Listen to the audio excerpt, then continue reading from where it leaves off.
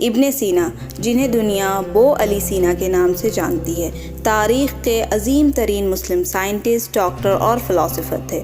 ان کا اصل نام ابو علی الحسین ابن عبداللہ ابن سینا تھا۔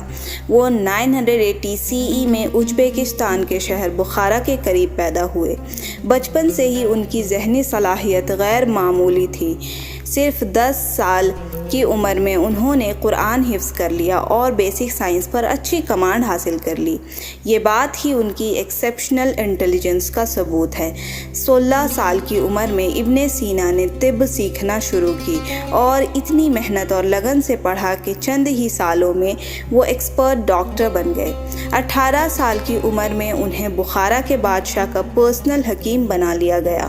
اس وقت کے بڑے بڑے ڈاکٹرز ان کی صلاحیت کو مان چکے تھے۔ انہوں نے مشکل بیماریوں کے علاج کیے اور اپنے علم کی وجہ سے لوگوں کے دل جیت لیے۔ ابن سینا کے سب سے مشہور کتاب القانون فی الطب دی کینن آف میڈیسن ہے۔ یہ کتاب صرف مسلم دنیا تک محدود نہیں رہا بلکہ یورپ کے یونیورسٹیز میں بھی 16 سال تک پڑھائی جاتی رہی۔ اس کتاب میں انہوں نے ہیومن باڈی ڈیزیزز، ان کے سمٹمز، ڈائگنوسس اور ٹریٹمنٹ کا بہت ڈیٹیل میں بیان کیا۔ یہ کتاب ماڈرن میڈیسن کی فاؤنڈیشن سمجھی جاتی ہے۔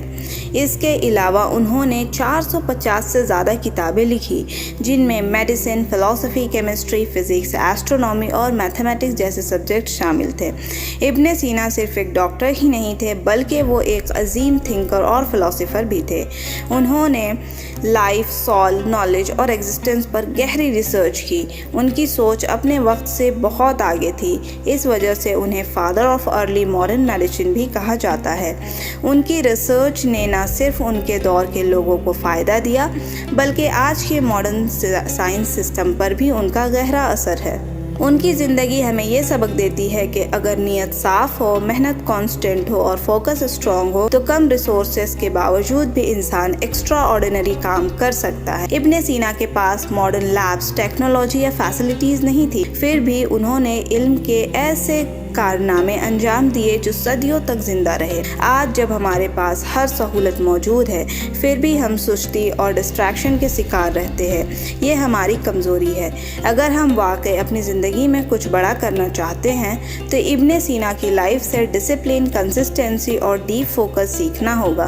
صرف موٹیویشن ویڈیوز دیکھنا یا انسپریشنل کوٹس پڑھنا کافی نہیں۔ ریئل گروتھ تب ہوتی ہے جب ہم روز تھوڑا تھوڑا بہتر بننے کی کوشش کرتے ہیں۔ ابن سینا اس بات کی زندہ مثال ہے کہ علم اور عمل ہی انسان کو بلندی تک پہنچاتے ہیں۔